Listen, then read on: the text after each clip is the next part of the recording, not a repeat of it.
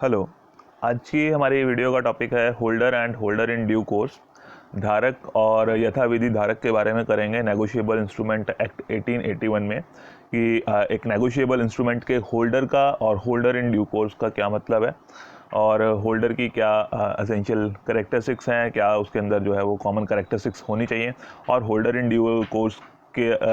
पास क्या क्या essential characteristics होनी चाहिए। और साथ ही हम करेंगे कि कुछ जो प्रिविलेजेस जो है होल्डर इन ड्यू कोर्स को मिलती हैं वो कौन सी प्रिविलेजेस हैं, कौन से स्पेशल राइट्स जो है वो होल्डर इन ड्यू कोर्स को मिले होते हैं। तो ये जो टॉपिक है आपका holder and holder in due course, ये बहुत ही इंपॉर्टेंट टॉपिक है जिसको हम कह रहे हैं कि धारक और यथाविधि धारक। तो ये कौन है, इनकी क्या एसेंशियल कैरेक्टरिस्टिक्स हैं, इनमें क्या डिफ्रेंसिएशन है और क्या स्पेशल प्रिविलेजेस जो है वो यथाविधि धारक यानी कि होल्डर इन ड्यू कोर्स को मिलती हैं, वो आज की वीडियो में हमने करना है। तो डिफरेंट पार्टीज़ कौन कौन सी होती है नेगोशिएबल इंस्ट्रूमेंट की, उसके बारे में मैंने आपको प्रीवियस वीडियो में बताया था और उसमें कहा था कि holder and holder in due course जो है हम आने वाली वीडियो में जो है वो डिटेल में करेंगे। तो आज हम कर लेते हैं इसके बारे में और शुरू करते हैं होल्डर से।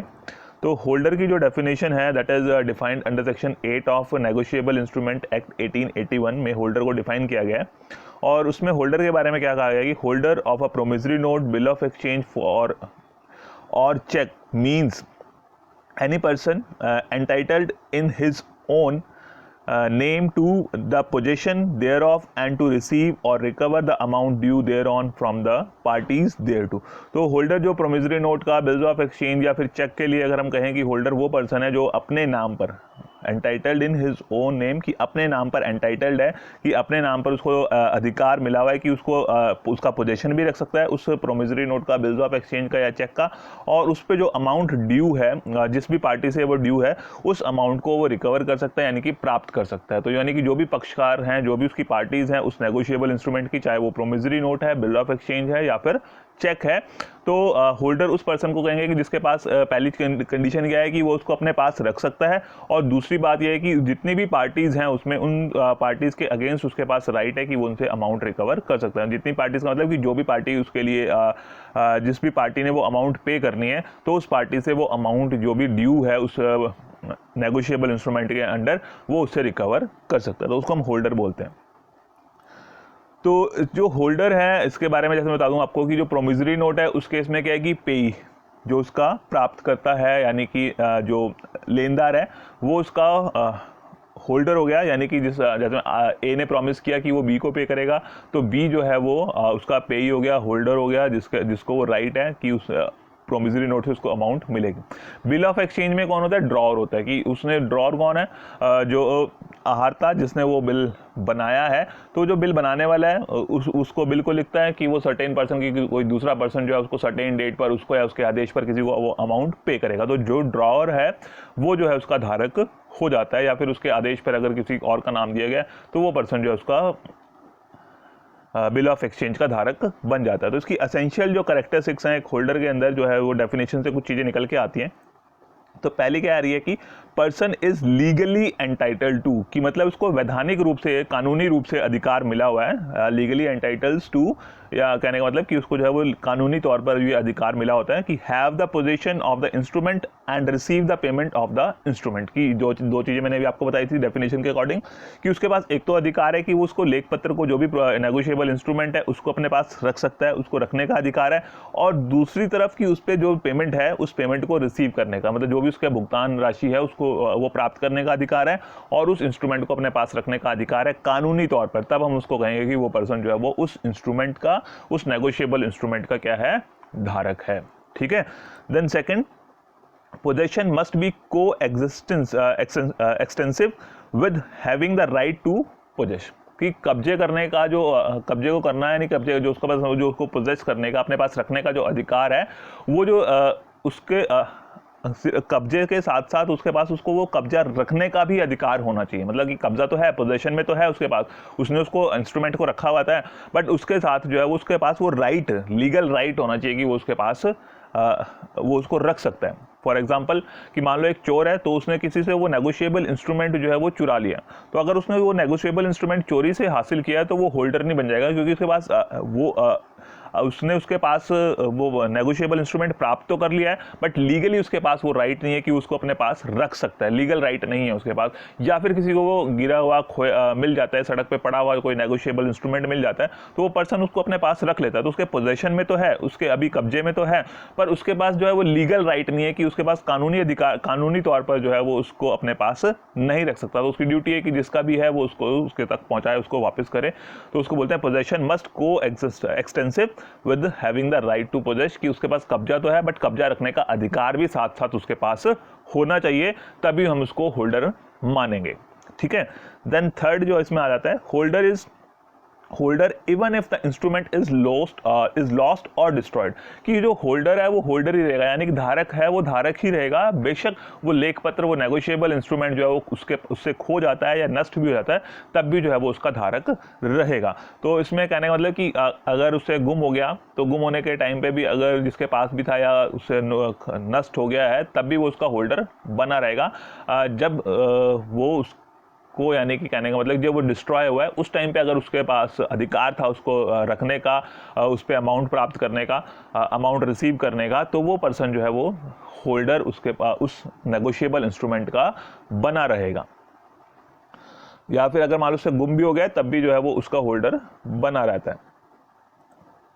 Then legally entitled in his own name, तो जैसा डेफिनेशन में लिखा था कि वो अपने स्वयं के नाम से, अपने नाम से जो है वो उसका कानूनी रूप से अधिकारी होना चाहिए, कि अपने नाम पे, जैसे इन हिज ओन नेम, होल्डर का नाम है, होल्डर का मतलब है कि जिसका नाम उस पर लिखा हुआ है उसका नाम नेगोशिएबल इंस्ट्रूमेंट पे होना चाहिए। वो पेमेंट प्राप्त करने के लिए जो है वो लीगली जो है उसका एंटाइटलमेंट होनी चाहिए कि अपने नाम पे, कि मतलब जिसके पास वो है वो अपने नाम पर जो है वो उसको रख सकता है और उस पर जो भी अमाउंट ड्यू है, जो भी भुगतान राशि ड्यू है, वो उस पर प्राप्त कर सकता है। तो इसमें क्या है कि जो लीगली एंटाइटलमेंट है, इसको हम जैसे दो तीन चीज़ों में पढ़ लेते हैं, कि जैसे ऑर्डर इंस्ट्रूमेंट हो सकते हैं या बियरर इंस्ट्रूमेंट्स हो सकते हैं, या इन केस कि अगर उन इंस्ट्रूमेंट्स को एंडोर्स कर दिया गया, क्योंकि आपको पता है कि नेगोशिएबल इंस्ट्रूमेंट्स हैं और नेगोशिएबल इंस्ट्रूमेंट्स की जो है वो एंडोर्समेंट हो जाती है, ट्रांसफरेबल हैं, फ्रीली ट्रांसफरेबल हैं, तो एक पर्सन से दूसरे पर्सन को ट्रांसफर कर दिए जाते हैं। तो उस केस में लीगली जो है वो किसका नाम जो है वो होल्डर के तौर पर रहेगा। तो इन केस की अगर वो ऑर्डर इंस्ट्रूमेंट है, तो ऑर्डर इंस्ट्रूमेंट में जैसे आपको मैंने बताया हुआ पहले भी वीडियोस में कि जिसका नाम स्पेसिफिकली उस नेगोशिएबल इंस्ट्रूमेंट में लिखा हुआ है,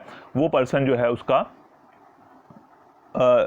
होल्डर बन जाएगा। कि प्रोमिसरी नोट है,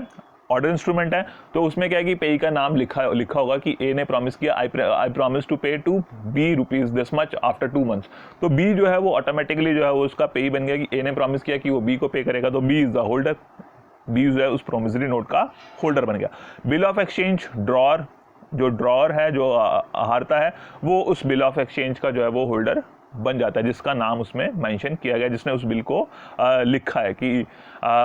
आई order certain person, I order B to pay me or any other person on a certain date this much of amount. तो उसमें जो है उसने किसी दूसरे को ऑर्डर किया कि वो मुझे पे करेगा, तो जिसने वो ऑर्डर लिखा है, जिसने वो बिल ऑफ एक्सचेंज लिखा है, that is known as drawer, और वो जो है उसमें ऑर्डर इंस्ट्रूमेंट में क्या हो गया, उसका होल्डर बन गया। तो ये हो गया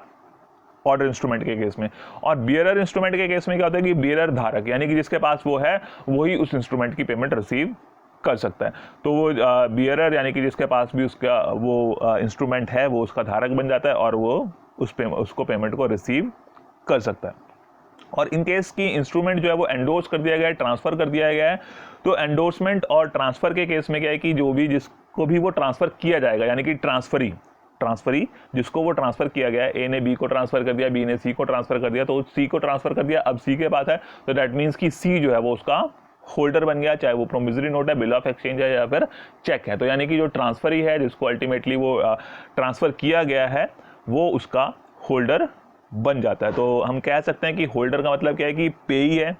जिसका नाम पर लिखा हुआ है वो कि इसको पे किया जाना है, तो वो पेई भी हो सकता है। या बियरर इंस्ट्रूमेंट है, तो जिसके पास वो है नेगोशिएबल इंस्ट्रूमेंट, जो उसका धारक है वही उसका धारक भी है, वही उसका रिसीवर भी हो गया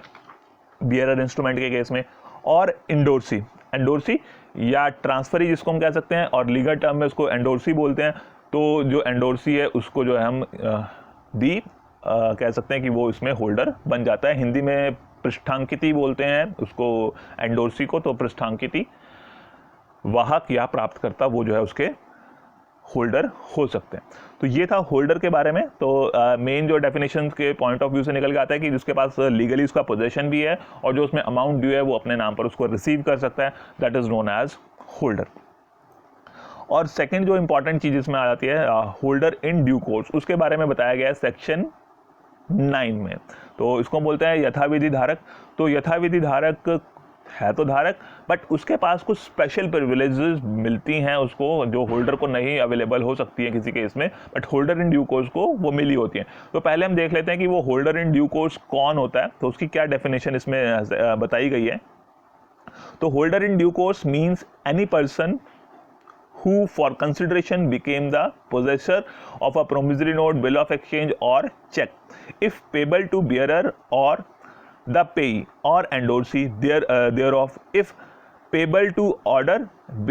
before the amount mentioned in it became payable and without having sufficient cause to believe that any defect existed in the title of the person from whom he derived the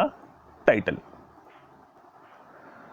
तो क्या है इसमें कि holder in due course के बारे में क्या कह रहा है कि जो डेफिनेशन है अगर हम उसको सही ढंग से समझ लेते हैं तो उसकी जो एसेंशियल कैरेक्टरिस्टिक्स हैं वो भी हमें यहाँ से समझ में आ जाएंगी। तो सेक्शन 9 में क्या डिफाइन किया गया है, section 9 of negotiable instrument act 1881। ये आपको मैंने पहले भी बताया हुआ अपने पहले वाली वीडियोज़ में कि आपने ध्यान रखना है कि जब भी आप सेक्शन मैंशन करेंगे तो आपने बताना है कि वो सेक्शन कौन से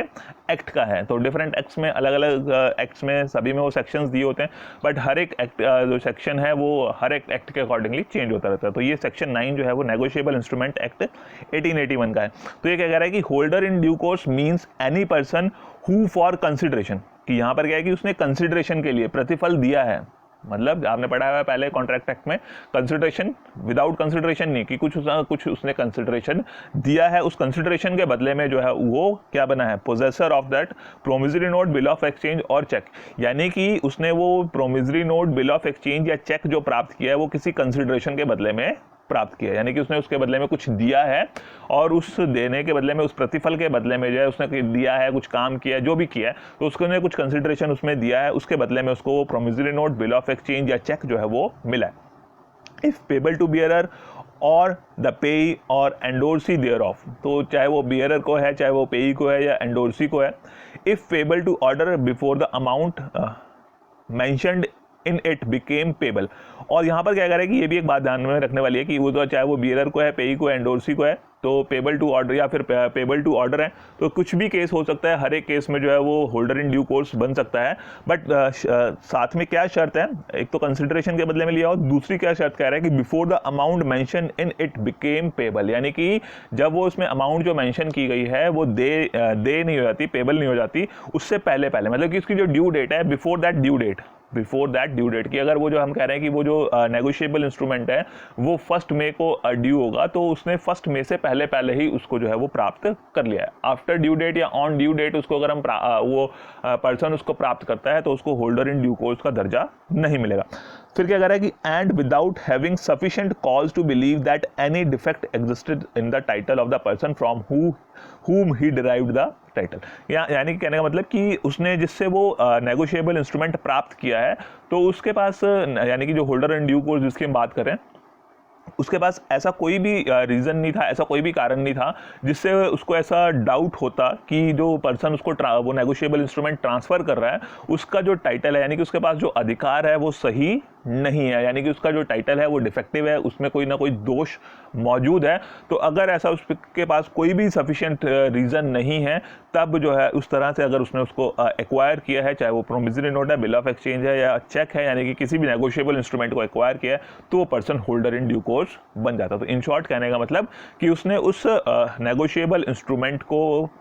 प्राप्त किया है किसी कंसिडरेशन के बदले में, बिफोर ड्यू डेट उसको वो नेगोशिएबल इंस्ट्रूमेंट मिल गया है, और तीसरी बात कि उसके पास कोई भी ऐसा सफिशिएंट रीज़न नहीं था जिससे उसको डाउट होता कि जो उसने जिस पर्सन ने उसको वो नेगोशिएबल इंस्ट्रूमेंट ट्रांसफ़र किया है उसके पास वो सही अधिकार नहीं है, यानी कि उसके टाइटल में कहीं डिफेक्ट है, दोष है। तो ऐसा कोई भी कारण उसके पास मौजूद नहीं था, और गुड फेथ में अगर उसने उसको लिया है तो वो होल्डर इन ड्यू कोर्स बन जाता है।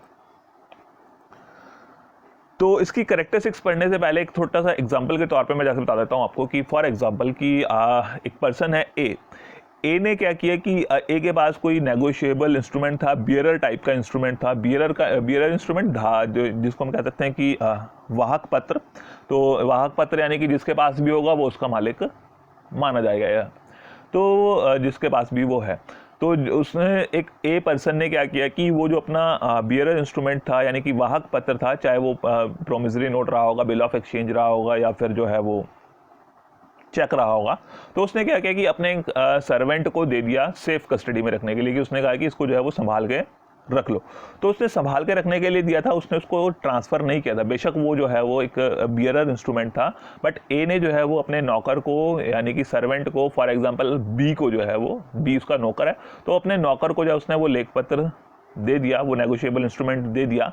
कि इसको जो है वो सेफ कस्टडी में रख दो। अब नौकर का जो है, नौकर के पास कोई भी उसका स्वामित्व यानी कि ऑनरशिप राइट उसके पास नहीं है, उसका टाइटल जो है वो डिफेक्टिव है। अगर वो उसको अपने पास एक्वायर कर लेता है, अपने आप मालिक बन जाता है, तो उसका जो टाइटल है डिफेक्टिव है, क्योंकि वो अपने नाम पर उसको नहीं रख सकता, क्योंकि जस्ट उसको किस लिए दिया है मालिक ने कि वो उसको सेफली उसमें कस्टडी में अपने पास रख ले।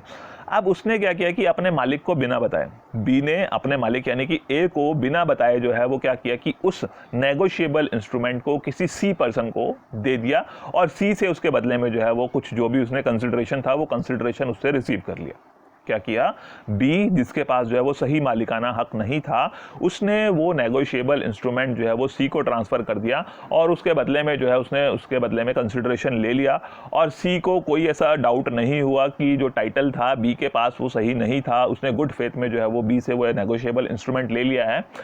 बेशक बी के पास उसका डिफेक्टिव टाइटल था, बट जो सी है उसने कंसिडरेशन पे किया है बी को, उसके बदले में वो नेगोशिएबल इंस्ट्रूमेंट लिया है, गुड फेथ में लिया है। तो वो पर्सन जो है, क्योंकि उसने गुड फेथ में लिया है, तो उसके पास जो है सी के पास उसका जो है वो कानूनी अधिकार आ जाएगा, गुड बेटर टाइटल आ जाएगा, एंड ही विल बिकम और she will become the holder in due course. उसका यथाविधि धारक बन जाएगा। उसको वो सभी राइट्स जो है वो होल्डर इन ड्यू कोर्स को जो मिलते हैं वो सभी राइट्स उसके पास मिले रहेंगे। तो ए, बी एंड सी, ए मालिक था, बी नौकर था। मालिक ने नौकर को कहा कि इसको सेफ कस्टडी में रख दो। उसने सेफ कस्टडी में रखने की बजाय क्या किया कि उसको जो है वो फॉर सम कंसिडरेशन जो है वो किसी सी पर्सन को दे दिया, और सी ने जो है वो गुड फेथ में वो कंसिडरेशन पे करके उसको अपने पास बिफोर ड्यू डेट जो है वो अपने पास ले लिया। तो अब जो है वो सी उस नेगोशिएबल इंस्ट्रूमेंट पे जो भी अमाउंट ड्यू है वो रिसीव करने का अधिकार रखता है, बिकॉज वो होल्डर इन ड्यू कोर्स बन गया। ठीक है, तो सी जो है वो उसको हम कहेंगे holder in due course.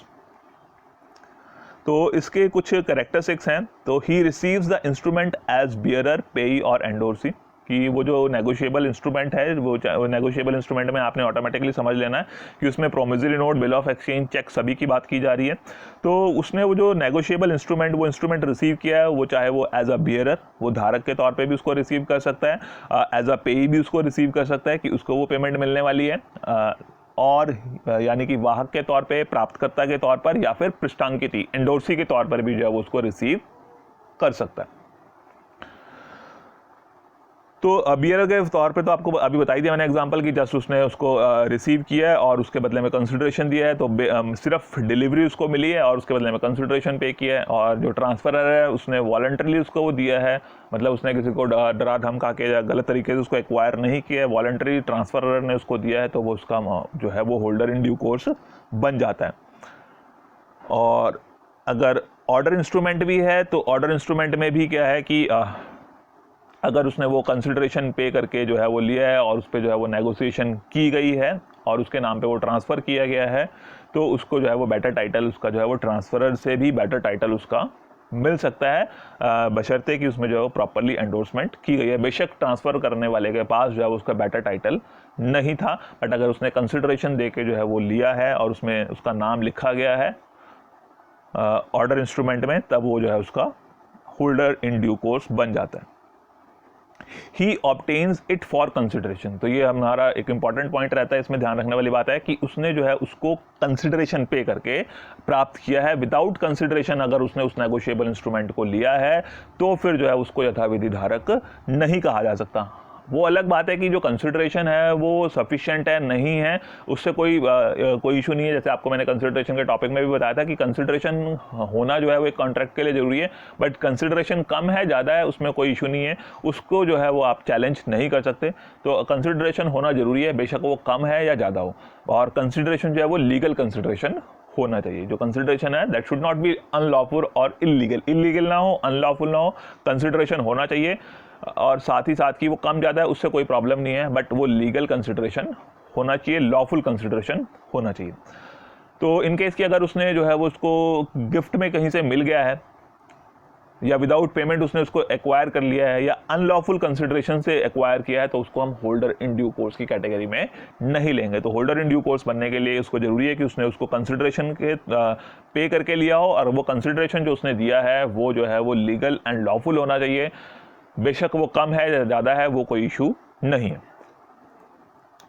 He receives the instrument before maturity, definition में भी आया था आपके पास कि उसने जो परिपक्वता यानी कि मैच्योरिटी की जो डेट है, जो उसकी परिपक्वता की डेट है, उससे पहले उसने उसको एक्वायर कर लिया, प्राप्त कर लिया, उससे पहले प्राप्त कर लिया। फॉर एग्जांपल जैसे मैंने बताया कि उसकी अगर जो है वो ड्यू डेट जो है वो 1 मई 2021 है, 1 मई 2021 उसकी ड्यू डेट है, तो उसने क्या किया है कि 1 मई से पहले पहले उसको प्राप्त कर लिया, यानी कि 30 अप्रैल से तक या 30 अप्रैल से पहले जो है उसको प्राप्त कर लिया है, तभी जो है उसको वो होल्डर इन ड्यू कोर्स का राइट मिलेगा। और अगर उसने ड्यू डेट को या उससे बाद उसको लिया है तो फिर जो है उसको होल्डर इन ड्यू कोर्स यथाविधि धारक नहीं कहा जा सकता। Then he must obtain the instrument in good faith, कि उसने जो इंस्ट्रूमेंट लिया है, जो उसने वो इंस्ट्रूमेंट प्राप्त किया है, वो गुड फेथ में सद्भावना रखते हुए उसने उसको प्राप्त किया है। मतलब उसके पास ऐसा कोई कारण नहीं होना चाहिए कि जिससे उसको डाउट क्रिएट हो कि ये जो मेरे को नेगोशिएबल इंस्ट्रूमेंट ट्रांसफ़र करने वाला पर्सन है इसका टाइटल डिफेक्टिव है। तो उसने ईमानदारी से विश्वास रखते हुए ट्रांसफरर के ऊपर, हस्तांतरणकर्ता के ऊपर विश्वास रखते हुए उसको जो है वो प्राप्त किया है, तभी उसके पास गुड टाइटल आएगा। लीगल जो वैध अधिकार है उसको तभी मिलेगा जब उसने जो है वो गुड फेथ में ट्रांसफर से उसको लिया है। और दूसरी बात कि उसके पास कोई भी ऐसा कारण नहीं है जिससे उसको डाउट हो, जिससे उसको संदेह हो कि हस्तांतरणकर्ता यानी कि ट्रांसफरर का जो टाइटल है वो डिफेक्टिव है, तब जो है वो माना जाएगा कि उसने उसको गुड फेथ में प्राप्त किया है। फॉर एग्जाम्पल कि अगर उसमें कहीं पर कटिंग हो रखी है, ओवर राइटिंग हो रखी है, तो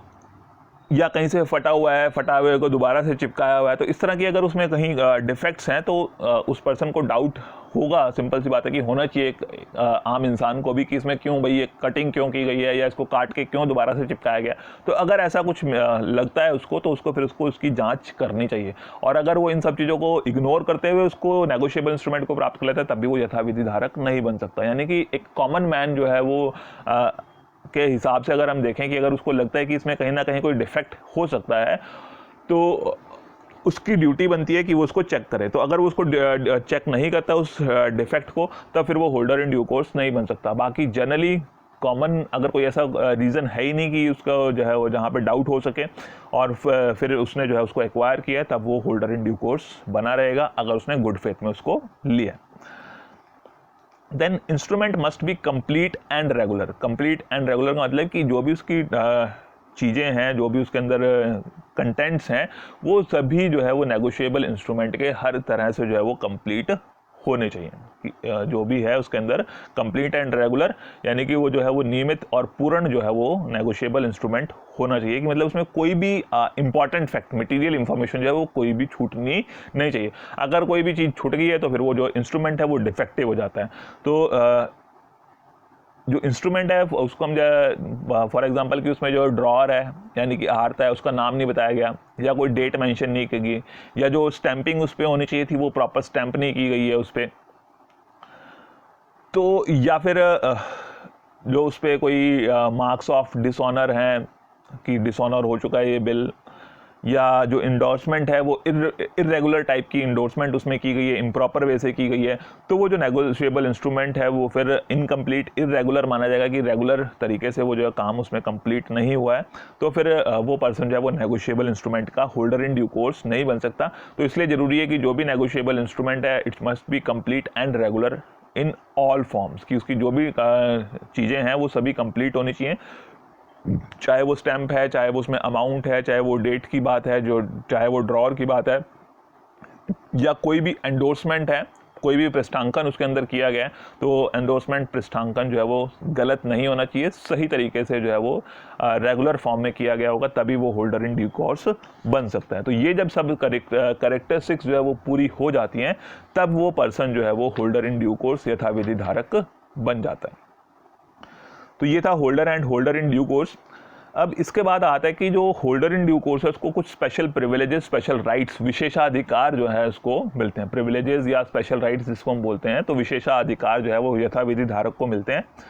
और ये भी एग्जाम्स के पॉइंट ऑफ व्यू से काफ़ी इंपॉर्टेंट रहता है कि what are the rights available to a holder in due course, कि यथाविधि धारक को जो है वो कौन से विशेषाधिकार प्राप्त हैं। तो पहले आप बता दें कि यथाविधि धारक यानी कि होल्डर इन ड्यू कोर्स कौन है, उसकी क्या कैरेक्टरिस्टिक्स हैं, देन उसके बाद हम बता सकते हैं कि उसको जो है वो क्या विशेषाधिकार मिलते हैं, कि जिसने गुड फेथ में कंसिडरेशन पे करके जो है वो बिफोर द ड्यू डेट उस नेगोशिएबल इंस्ट्रूमेंट को प्राप्त किया है, तो उसको क्या क्या प्रिविलेजेस, क्या क्या राइट्स मिलते हैं। तो इसमें सबसे पहला आता है प्रिजम्पशंस अंडर सेक्शन 118। ये आपने पहले भी पढ़ी थी कि जो नेगोशिएबल इंस्ट्रूमेंट्स की प्रिजम्पशंस के बारे में मैंने बताया था आपको, तो उसमें भी था कि इसमें हम ये मान के चलते हैं कि इसकी जो अंडर सेक्शन 118 सबसे पहली जो प्रिजम्पशन है, धारणा है कि इसमें ये हम मान के चलते हैं कि हर एक होल्डर प्राइमा फेसी, कि हर एक होल्डर जो है वो प्राइमा फेसी मतलब कि फर्स्ट जो हमारा इंस्टेंस है प्रथम दृष्टया, कि मतलब पहले ही हम ये मान के चलते हैं कि जो भी होल्डर है that is deemed to be holder in due course. हम क्या मान के चलते हैं कि हर एक जो धारक है वो यथाविधि धारक है। Every holder is deemed prima facie to be holder in due course, कि यानी कि उसमें कहीं भी कोई ऐसा डाउट नहीं है, और जो भी पर्सन है जिसके पास जो भी होल्डर है, हमें मान के चलेंगे कि उसने जो है वो जो भी इसकी प्रिजम्पशंस हैं वो सारी की सारी ट्रांसफरेबिलिटी की पूरी हुई हैं, और उसके पास जो है वो सारे राइट्स उसके पास मिल जाते हैं। ठीक है, तो पहली बात यह है कि होल्डर, हर एक होल्डर को होल्डर इन ड्यू कोर्स माना जाता है, कि ताकि जो भी नेगोशिएबल इंस्ट्रूमेंट है उसकी ट्रांसफरेबिलिटी मेंटेन रहे, तो उस हिसाब से जो है वो होल्डर को होल्डर इन ड्यू कोर्स माना जाता है। सेकंड है प्रिविलेजेस अगेंस्ट इनकोहेट स्टैम्प्ड इंस्ट्रूमेंट। इनकोहेट का मतलब होता है कि अपूर्ण टाइप का, कि पूरा नहीं है। तो प्रिविलेजेस अगेंस्ट की उसका क्या विशेषाधिकार है, कि अगर जो उस पर स्टैंप होनी है ना, कि जो आपके नेगोशिएबल इंस्ट्रूमेंट्स हैं they must be properly stamped, कि जो भी उसकी जो स्टैंप है वो उसके ऊपर प्रॉपर्ली लगी हो। तो इन केस की अगर वो अपूर्ण स्टैंप है, यानी कि स्टैंप्ड नहीं है या कम अमाउंट की लगी हुई है, तो उस केस में होल्डर इन ड्यू कोर्स को क्या राइट मिलते। तो अगर एक पर्सन ने जो है वो नेगोशिएबल इंस्ट्रूमेंट को साइन कर दिया, डिलीवर कर दिया किसी दूसरे पर्सन को, चाहे वो इनकम्प्लीट था या फिर उस पर स्टैंप नहीं थी, तो अपूर्ण या अधूरी, जो अगर हम इसको कहें कि इनकम्प्लीट या फिर इनकोहेट कहें, तो इनकम्प्लीट अधूरी जो है वो स्टैम्प्ड इंस्ट्रूमेंट जो है वो उसने दूसरे पर्सन को ट्रांसफर कर दिया, और दूसरे पर्सन ने जो यानी कि जो होल्डर है जिसके पास वो नेगोशिएबल इंस्ट्रूमेंट है, उसने क्या किया कि उसमें अपने आप से जो है वो अमाउंट फिल कर दी। तो अपने आप से अमाउंट फिल कर दी, तो जितनी उसकी अथॉरिटी थी, अगर उसने उससे ज़्यादा अमाउंट फिल कर दी, अब उसके जिसके अगर मान लो ए ने बी को 20,000 रुपये देने थे, अब 20,000 रुपये देने थे, उसने जो है वो नेगोशिएबल उसके लिए जो है वो प्रॉमिसरी नोट लिख दिया। प्रॉमिसरी नोट में उसने अमाउंट मेंशन नहीं की, स्टैंप लगा दी और जो है वो उसको बी को दे दिया। अब बी के पास हो गया, बी ने जो है वो उसने उसको देने थे 10,000 रुपये, 10,000 की जगह उसने 20,000 रुपये लिख लिए। अब 20,000 रुपये अगर उसने लिख लिए हैं, तो जो जिसने वो प्रॉमिस किया था, अब उसकी ड्यूटी बनती है कि वो बी को 20,000 रुपये पे करे। बट अगर क्योंकि यहाँ पर क्या है कि बी जो है वो अगर होल्डर है, तो उसको मैक्सिमम अथॉरिटी जितने उसके 10,000 बनते थे वो उतने अमाउंट, ड्यू अमाउंट तक ही वो ले सकता है। बट अगर वो बी जो है वो थर्ड पर्सन किसी सी को ट्रांसफर कर देता है, और सी ने कंसिडरेशन पे करके वो नेगोशिएबल इंस्ट्रूमेंट लिया है उससे, और वो होल्डर इन ड्यू कोर्स बन जाता है, तो उसके पास राइट है कि वो अगर वो उसमें 20,000 रुपये मैंशन किए हैं, तो वो 20,000 रुपये भी जो है वो रिकवर कर सकता है, 20,000 रुपये की अमाउंट भी रिसीव कर सकता है। बेशक वो जो नेगोशिएबल इंस्ट्रूमेंट है वो 10,000 को रुपीज़ को ध्यान में रखते हुए इशू किया गया था, बट वो 20,000 रुपये भी जो है वो रिकवर कर सकता है। जो भी उसका मेकर है, जो भी ड्रॉअर है, उससे जो भी मेकर है उसका, जिसने वो प्रॉमिस किया है, प्रॉमिसर से जो है वो लेखक से 10,000 रुपये की जगह 20,000 रुपये भी रिसीव कर सकता है। बेशक उसमें जो नेगोशिएबल इंस्ट्रूमेंट की अथॉरिटी थी वो सिर्फ 10,000 की थी, बट वो 20,000 रुपये भी रिकवर कर सकता है, बशर्ते कि जो उसमें स्टैंप लगी है, जो स्टैंप होना चाहिए हर एक नेगोशिएबल इंस्ट्रूमेंट को, कि वो स्टैंप जितने तक की ऑथोराइज करती है। फॉर एग्जांपल कि वो स्टैंप ऑथोराइज करती है 20,000 की, तो वो जो है वो जो होल्डर इन ड्यू कोर्स सी जो है वो 20,000 रुपये रिकवर कर सकता है। जो भी प्रायर पार्टीज हैं, चाहे वो बी है चाहे वो ए है, उनसे 20,000 रुपये रिसीव कर सकता है, रिकवर कर सकता है। बट अगर जो स्टैंप लगी है वो ऑथोराइज करती है सिर्फ 15,000 के लिए, तो वो 15,000 रिकवर कर सकता है। बेशक वो जो है उसकी जो स्टार्टिंग ओरिजिनल अथॉरिटी थी उस नेगोशिएबल इंस्ट्रूमेंट की 10,000 तक की थी, बट वो फिर भी 15,000 रिसीव कर सकता है। तो कहने का मतलब कि अगर इनकोहेरेंट स्टैम्प्ड इंस्ट्रूमेंट है तब भी होल्डर इन ड्यू कोर्स जो है वो उसमें अमाउंट रिसीव कर सकता है, बशर्ते कि वो प्रॉपरली स्टैम्प्ड है और जितनी अमाउंट की उसके ऊपर स्टैंप लगी है उस अमाउंट तक की अमाउंट जो है वो प्रायर पार्टी से रिकवर कर सकता है। कि उससे ज़्यादा एक्सेस तो नहीं हो सकता, कि जितनी उसमें स्टैंप लगी है उससे ज़्यादा तो वो अमाउंट रिकवर नहीं कर सकता। कि अगर वो स्टैंप जो है वो 20,000 ऑथोराइज करती है और आप जो है उसमें 50,000 लिख देते हैं, तो आप 50,000 नहीं रिकवर कर सकते, आप मैक्सिमम 20,000 ही रिकवर कर सकते हैं, जितने की अमाउंट वो आपको स्टैंप ऑथोराइज करती है।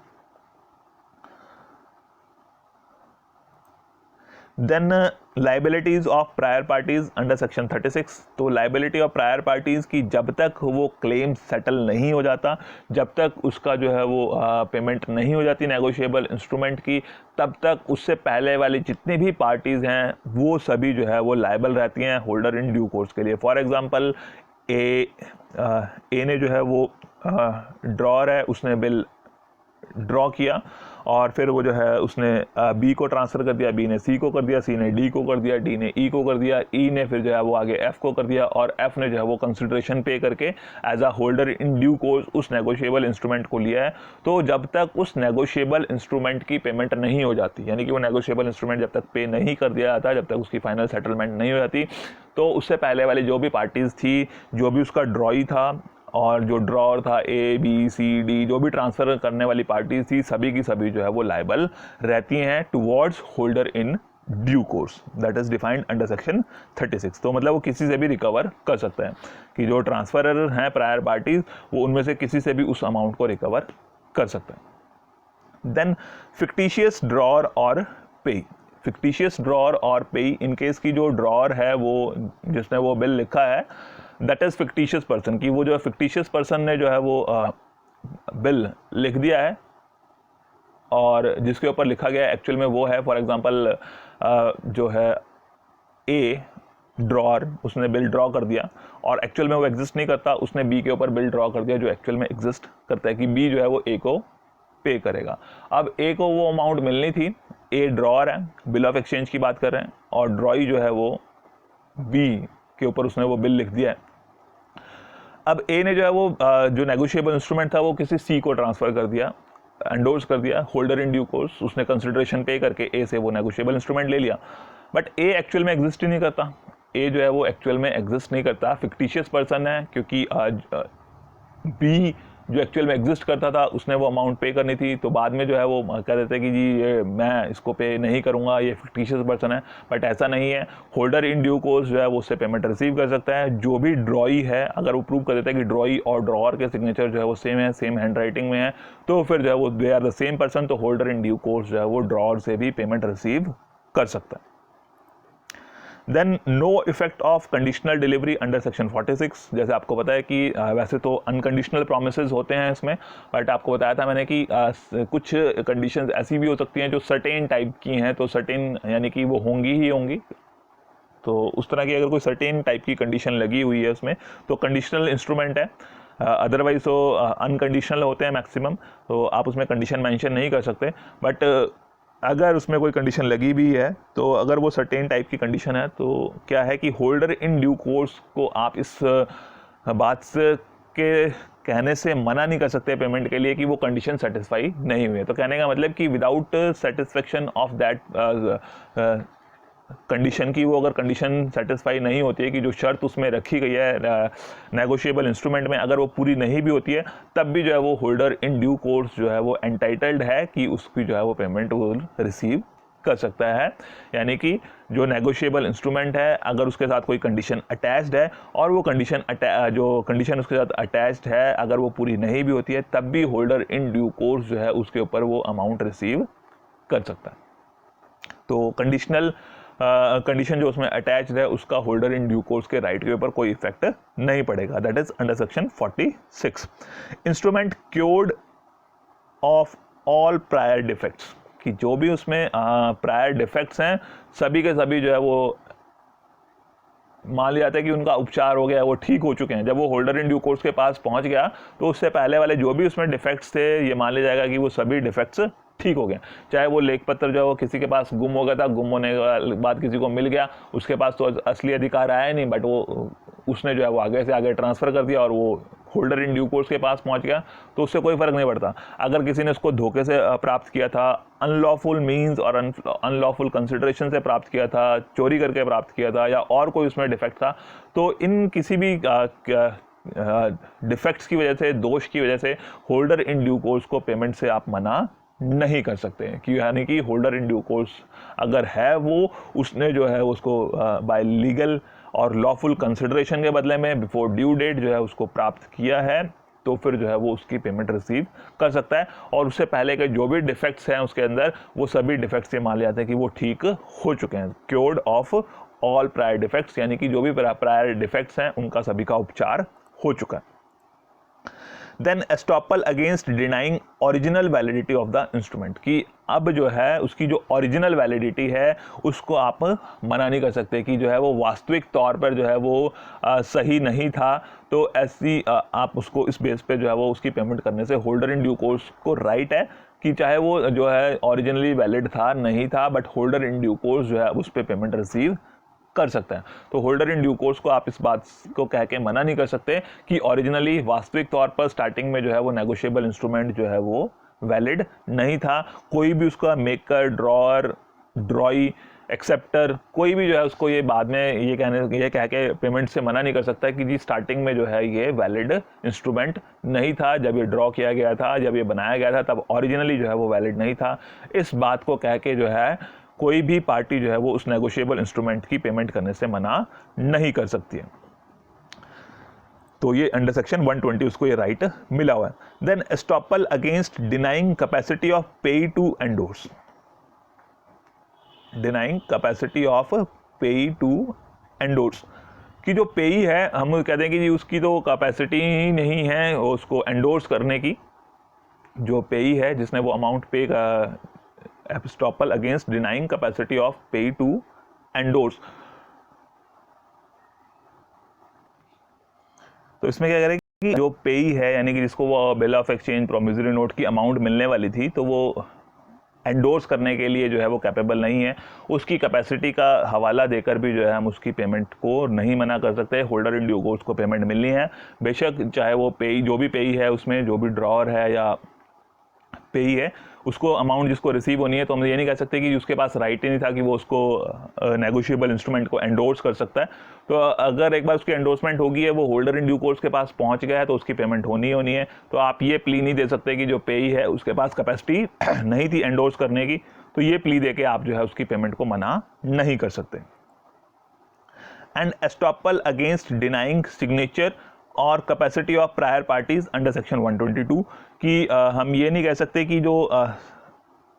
सिग्नेचर्स हैं या प्रायर पार्टीज़ हैं वो कैपेबल नहीं थी, उसमें जो है उनके नकली सिग्नेचर हैं, फोर्ज सिग्नेचर्स हैं, पार्टी जो है वो इनकम्पिटेंट थी, पहले वाली का जो है उसको नेगोशिएबल इंस्ट्रूमेंट की जो पार्टीज़ हैं वो इनकम्पिटेंट हैं या उनके सिग्नेचर फोर्ज्ड हैं, नकली हैं, तो या जाली हस्ताक्षर उसके ऊपर किए गए हैं। तो ऐसे कोई भी प्लीज़ जो है यानी कि ऐसी कोई भी जो है आप वो प्ली जो है वो कोर्ट के सामने दलील पेश नहीं कर सकते। ऐसी कोई भी दलील, प्ली का मतलब दलील, ऐसी कोई भी दलील जो है वो कोर्ट के सामने पेश नहीं कर सकते। यानी कि कहने का मतलब कि उसको पेमेंट होनी है, जो होल्डर इन ड्यू कोर्स है उसको वो पेमेंट मिलनी है। तो अगर हम आसान से शब्दों में कहें कि तो होल्डर इन ड्यू कोर्स को जो स्पेसिफिकली जो राइट्स मिले हुए हैं, तो पहली बात तो हम ये मान के चलेंगे कि जो भी होल्डर है वो होल्डर इन ड्यू कोर्स है। दूसरी बात कि जितने तक की अमाउंट की स्टैम्प जो ऑथोराइज करती है उसको, तो उस स्टैम्प्ड अमाउंट तक की जो है वो उस नेगोशिएबल इंस्ट्रूमेंट पे पेमेंट रिसीव कर सकता है। बेशक वो नेगोशिएबल इंस्ट्रूमेंट जो है वो उससे कम अमाउंट के लिए इशू किया गया था, बट उसमें जितनी अमाउंट लिखी गई है, अगर उसकी स्टैम्प उसको ऑथोराइज करती है कि जितने भी, क्योंकि जो अमाउंट होती है उसके अकॉर्डिंगली ही स्टैम्प की जाती है वो नेगोशिएबल इंस्ट्रूमेंट्स, तो जितने तक की अमाउंट उसको ऑथोराइज करती है उसकी स्टैम्प, उतनी amount holder in due course receive कर सकता है। और जितनी भी प्रायर पार्टीज़ हैं वो सभी जो है वो जब तक वो फाइनल पेमेंट नहीं हो जाएंगी वो होल्डर इन ड्यू कोर्स के लिए लायबल रहेंगी, चाहे वो होल्डर इन ड्यू जो आपका ड्रॉर है, पेई है, अगर वो फिक्टिशियस हैं तब भी होल्डर इन ड्यू कोर्स के राइट के ऊपर कोई इफेक्ट नहीं पड़ेगा। अगर उसमें कोई कंडीशन मेंशन की गई है उस कंडीशन का भी जो है वो कोई इफेक्ट नहीं है, होल्डर इन ड्यू कोर्स को उसकी पेमेंट मिलनी है। तो जो उसमें नेगोशिएबल इंस्ट्रूमेंट में अगर कोई प्रायर कोई डिफेक्ट से वो या उसकी ओरिजिनल वैलिडिटी के ऊपर भी हम कोई सवाल नहीं उठा सकते, जब वो होल्डर इन ड्यू कोर्स के पास पहुंच गया है तो उसकी पेमेंट जो है वो हम करनी ही पड़ेगी। हम ये नहीं कह सकते कि जो पेई था उसके जो यानी कि जो प्राप्त करता था उसके पास जो है वो पृष्ठांकन की एंडोर्समेंट की पावर नहीं थी, या हम ये कहें कि जिसमें जो है वो कहीं पे सिग्नेचर जो है वो फ्रॉड थे, या फिर जो कोई प्रायर पार्टी थी वो इनकम्पिटेंट थी, माइनर थी, अनसाउंड माइंड की थी। ऐसी कोई भी दलील हम जो है वो कोर्ट में पेश नहीं कर सकते। तो कहने का मतलब है कि होल्डर इन ड्यू कोर्स अगर वो है तो उसको जो है वो जितने भी प्रायर डिफेक्ट्स हैं वो सभी खत्म हो जाते हैं और वो उस नेगोशिएबल इंस्ट्रूमेंट पर जो है वो पेमेंट रिसीव कर सकता है। तो ये था आज की वीडियो में जिसमें था आपके पास कि होल्डर क्या है, होल्डर इन ड्यू कोर्स क्या है और स्पेशल प्रिविलेजेस जो है वो होल्डर इन ड्यू कोर्स को कौन कौन से मिलते हैं। Okay, thank you.